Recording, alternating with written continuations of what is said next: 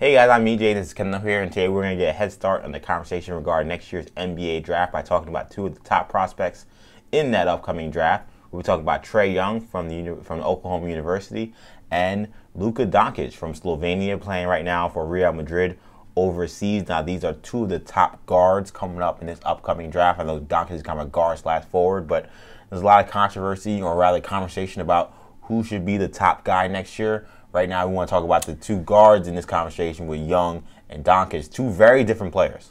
Yeah, I mean, no disrespect to, Colin Sexton, the young bull out of Alabama. Much love to the young bull. He's a fun player. No disrespect to Trae out at Duke, but I think these are definitely the two top point guard prospects in this draft. Like you said, Doncic, he's a positionless player, but point guard is where I think he plays best. So I think this is a very interesting conversation because both guys you can watch and you're like, this guy very obviously should be the #1 pick based on their skill level.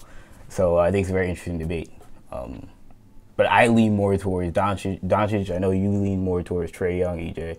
I don't know if you want to start off and give people your reasons for why you lean more towards Trae Young right here. Yeah, so this is how we're going to do this video. So basically, I'm going to make the case for Trae Young. Kendall's going to make the case for Luka Doncic. And I'm going to start with Trae Young, and I'm going to do the very easy, simple thing. I'm going to point to the NBA right now and point to Stephen Curry. Stephen Curry has, you can make the case, revolutionized the game with the way the game's being played now, with the influx of three-point shots, the influx of space, space and pace, and that style of basketball. Now we're looking for the next Steph Curry. For a lot of years, whenever you have a unique talent, it was, where do we find the next Dirk Nowitzki?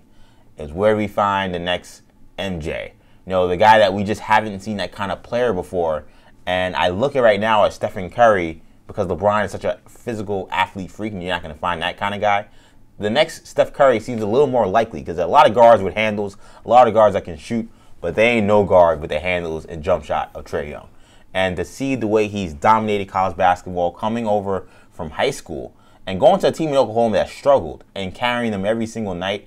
Yeah, the turnover numbers get high every now and then. Sure. Yeah, his shot selection can get a little crazy. But, I mean, the level of efficiency and consistency of this guy putting up 30 and 10 almost every single night, doing it every single night. I know Doncic is playing well in Europe, but it speaks a lot to me that he can have that kind of level of production so early on in his college career that I can't say for sure if Doncic came to college basketball, he'd be averaging 30 and 10. Just not many guys have done it, and not many guys have done it as a freshman.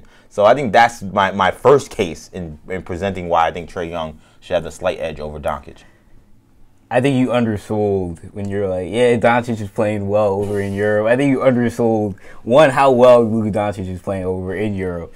Right now, he'd be the EuroLeague MVP, given the numbers and the level of production. He's averaging 18 points in only 25 minutes, and he's the second leading scorer in the EuroLeague right now. Also top 10 in, I believe, assists and rebounding.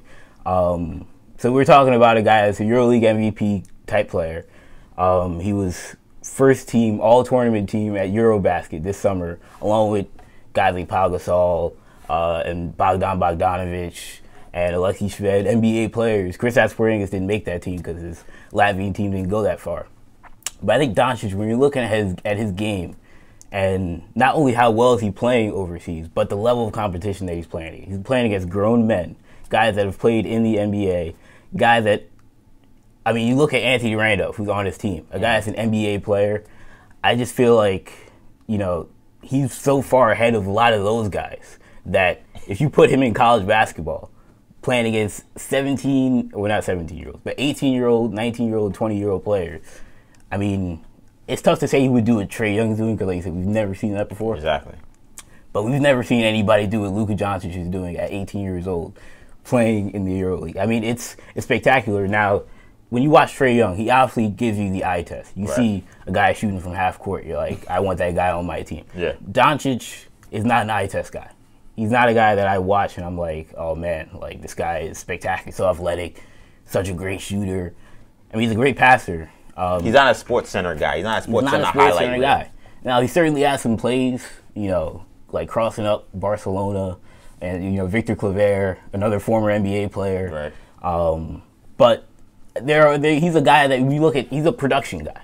When you look at the stats, look at his age, look at his size, it's easy to see the way I look at him, or the way I would compare him, he's like Nikola Jokic for the Denver Nuggets, but he's a guard. You know, Nikola Jokic is a guy also, you watch, you're like, is he really that impressive? But you look at the numbers, you look at the plus minus when he's out there, right, and you're like, this guy might be a top 15 player in the league, even though you watch him, you're like, he's unathletic, and nothing really pops out pops off the screen. So the level of production that Doncic has, along with the versatility too, because he's not just a point guard.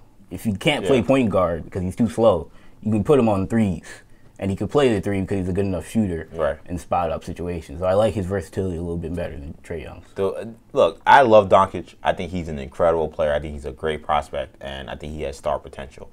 The thing that will worry me about Doncic is the fact that when I look at a player and I say, okay, I want this guy to be my franchise guy, I want to be able to point to one thing that he does elite. And when I look at Luka Doncic, as nice as he is, I don't know if he does anything elite. He's a good shooter. He's a good ball handler. He's a good driver. But I can't say he has one elite skill. I think passing is the closest thing. Maybe for his size, you could say he's an elite passer. But I'm not drafting an elite passer necessarily, number one, because he's an elite passer. The Lakers would have done that last year. But I just feel like when it comes to Young, I know he's an elite shooter. I know he's an elite ball handler. So I feel like I take two things and I say, okay, regardless, let's say if he can't be the driver that he is in college, well, I know he can shoot. I know when he comes in the NBA, he's going to make shots. So I feel like I can easily point to something and say, well, he does that exceptionally well. And I think that could take him maybe a little further than Doncic, where I know he has to put together a lot of pieces. Now, if he has all of them, so it might not matter because he's so good at all of them, but no necessarily elite skill could be something that could be trouble for him. Now, when I look at Trae Young, the one thing that you didn't mention in terms of weaknesses is I think on the defensive side of the ball, he's very, very vulnerable. That's true, but so is Doncic. I think Doncic you can hide him. You can hide him on wings. In this NBA, who you hiding him against? Like, let's say you're playing the Wizards. He can't guard John Wall, but can he do the job on Otto Porter? Maybe. You know, he's 6'8". I mean, you hope that. Like, I don't think he's a worse defender than Bojan Bogdanovic. You know, like, another guy that's, like, big but slow. I'm not saying he can't guard point guards, but Trae Young's little. He doesn't really give that much effort. He's good at getting steals, but you hope that you can develop to a Steph Curry-type defender. But also when I look at Doncic, I look at his ability to not only make plays, but when I look at, again, the competition that he's playing against, and he's a guy that hasn't played against his age group in like 4 years. Right. He hasn't played in any European under 18, 17 tournaments because he's been playing for Real Madrid since he was 16. Right. And so they didn't allow him to play in any of those tournaments. So I'd like to see what he could do if he was playing against Texas Tech and if he was playing against Kansas State, because the guy has been the best prospect in Europe for 3 years now. And, like, I mean, it's easy to say we don't see that much highlights from Luka Doncic, but that's because he's playing against grown men. And if he tries to pull something crazy and it doesn't work, he's going to get pulled because he's a 17-year-old or an 18-year-old kid playing in the ACB league in Spain and playing in the EuroLeague. So I think there are definitely some layers to his game that haven't even been cracked yet. The two great players. I certainly just feel like we look at Trae Young, sometimes it looks so easy for him that you feel like I saw him doing that same thing he's doing in college, in high school. So I'm not going to doubt that he can't do similar things in the NBA. If he's not Stephen Curry, though, who is he? Is he Dame Lillard? I mean, that's not a bad middle ground. I just feel like the way his production, and look at what Dame Lillard's production was at Weber State, it was kind of similar. I just feel like, you know, with a guy putting up those kind of numbers and playing such an NBA brand of basketball the way the NBA is being played right now, I think that's a tough guy to pass up on. I mean, my comparison for Doncic, best case scenario, this might sound crazy, I'd mentioned Nikola Jokic, but I'd throw out Larry Bird. Oh, my God. That sounds crazy, man, but think of a guy with his passing ability, his shooting ability. The guy's like a 90% free throw shooter. I don't know if it's that crazy. I hear you. Look, anytime you mention Larry Bird. I mean, we're talking about Steph Curry. I mean, okay, but Larry Bird. I think Larry Bird's not that crazy. 3 straight MVPs, 3 championships. I don't know. That's pretty crazy to me. Anyway, I think this was a fun conversation. Thank you guys so much for watching. Do you prefer Trae Young? Do you prefer Luka Doncic? Make sure you leave a comment. Make sure you like our video and subscribe to our channel. But for now, I'm EJ. This is Kendall. Peace.